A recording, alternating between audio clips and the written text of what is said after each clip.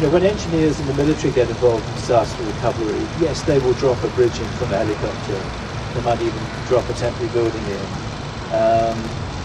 But actually, the community engagement to find out what's appropriate tends to be facilitated by the skills that architects have.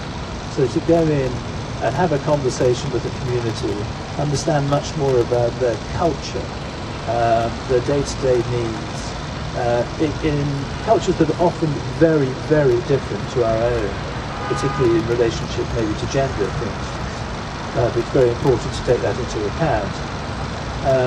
That's an area that architects can really bring to the fore.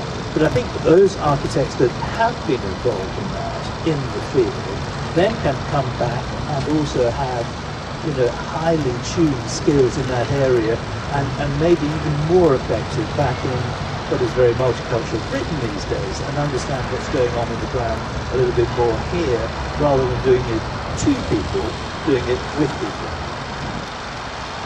I think it's an interesting question. What often happens is when people come on our international program, they go, why are we here? We should be doing this in the UK. Just down the road from me is a very shocking council estate. People are living in desperate poverty. So a lot of the people that do come get quite good knowledge and interesting skills while they're out there, and then come back and go and work in those contexts.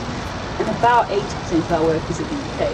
And we work, in fact, we only do 2 international programs a year. And that's a very clear response to the fact that most of us feel that we should be working here. But it's interesting because a lot of the programs that we're looking at in the development context are so relevant to here, and there is that kind of transfer of knowledge, and making that international kind of transfer is really important, but it's kind of making sure that it's not extractive and learning together in every way that we do. So for instance, we're looking at doing an urban agriculture project in Blackberries, which is one of the most poor areas in England, which I hadn't appreciated, and that's just outside Oxford. And again, with the Chelsea Flower Show, we do this ongoing program of skills learning, skills training with homeless people. We have 3 projects about that. So it's imperative, and this has only come about because of our international context and information and learning, and also because I'm South African and understand how important these things are. So yes, I think it is completely transferable, and the skills are immeasurably important everywhere you work.